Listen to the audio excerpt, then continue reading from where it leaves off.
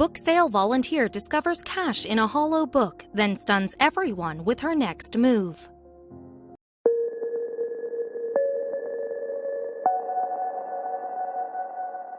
A reader lives 1,000 lives through the pages of a book. If you're an avid bookworm, then you probably understand why reading is one of life's greatest pleasures. Reading not only keeps you mentally stimulated, but it also allows you to improve your memory. Books are treasure troves of knowledge indeed, but sometimes they may come with hidden gems underneath their plain-looking covers.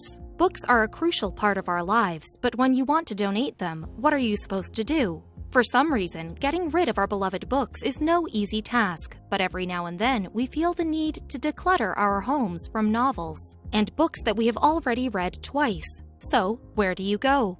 There are many volunteer organizations that accept book donations and clothes. Volunteer Nonprofit Service Association, Inc. is one of them. The Phoenix, Arizona group of volunteers work all year long handling donations and collecting more than 600,000 books from donors.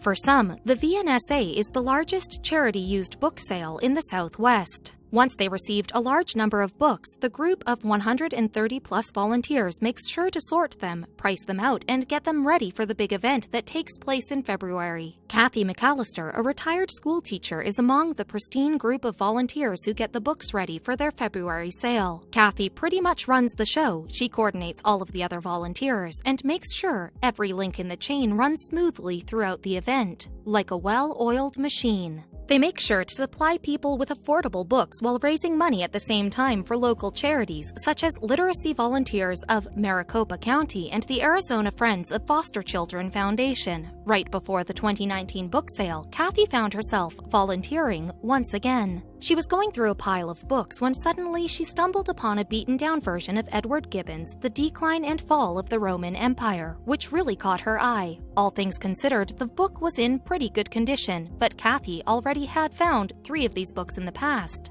and they were less worn down. Clearly, the book needed to be repurposed, so she threw it into the repurposing pile. Being a major bookworm herself, Kathy couldn't shake the feeling that a perfectly good book like that should not be discarded just like that. Before she tossed the book for good, she decided to check to see if it truly was unsalvageable. Much to her surprise, she noticed there was something stuck between the pages. When Kathy opened the cover, she realized there was a hollowed-out portion of the book that seemed to be hiding something. Clearly, someone had fetched a knife and carefully carved a significant space in order to stash something inside.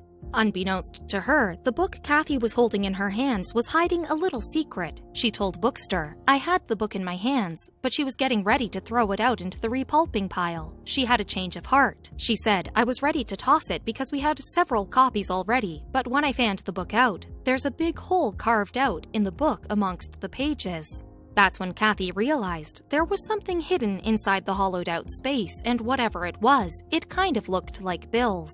At first glance, Kathy figured out she had found a stash of Monopoly money inside the book. Maybe a child had shoved it inside, perhaps they were playing a trick on someone, or it was part of a scavenger hunt. But when she reached out and pulled out the Monopoly money, her heart started racing. The money was real. Kathy was holding legit $100 bills in her hands.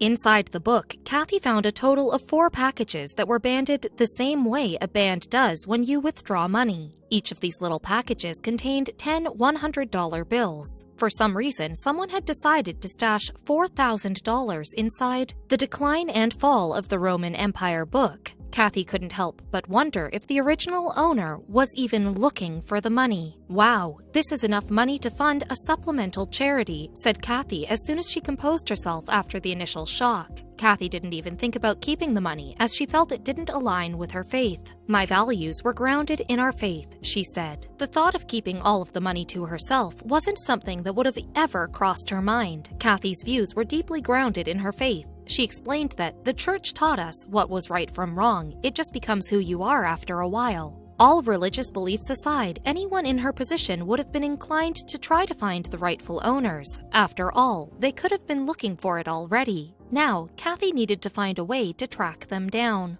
Fortunately, the planets aligned and Kathy found clues that would help her track the owners. Inside the book, she found a family letter that was addressed to the owner's children and their spouses. Luckily, the letter also featured the name of its previous owner. The previous owner had a unique last name which made tracking them down a bit easier. Kathy ended up putting her FBI skills to the test by doing a little digging around online. Fortunately, she didn't have to wait too long. After only a few minutes, she tracked them down. Apparently, the money belonged to an unsuspecting man and his daughter who are about to get the shock of their lives. Kathy agreed to meet up with the owner's son-in-law, who quickly made arrangements for the family to pick up the money. Kathy would have loved to meet the family at her place, but she was working at the warehouse, trying to work on the finishing touches before the show. Funnily enough, the man's father-in-law didn't even remember he'd stashed the money inside the book in the first place. The family was thrilled and beyond grateful that Kathy had gone above and beyond trying to find them.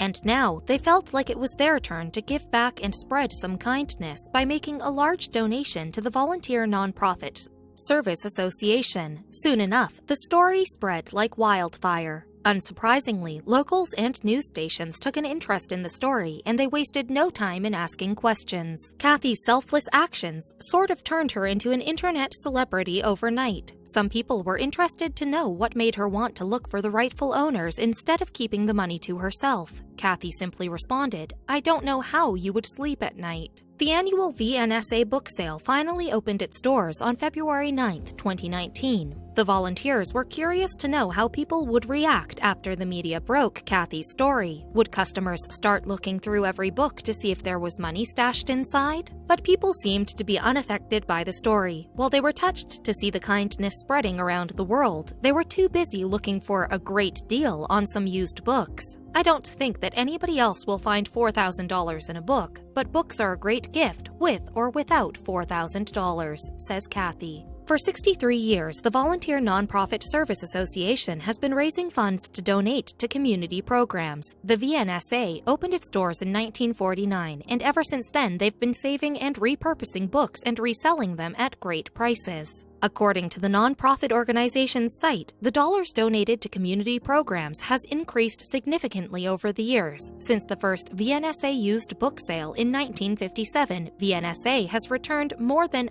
$5,300,000 to local nonprofit human service agencies in our community. Clearly, we need more organizations willing to spread around the love for books and more selfless people like Kathy McAllister.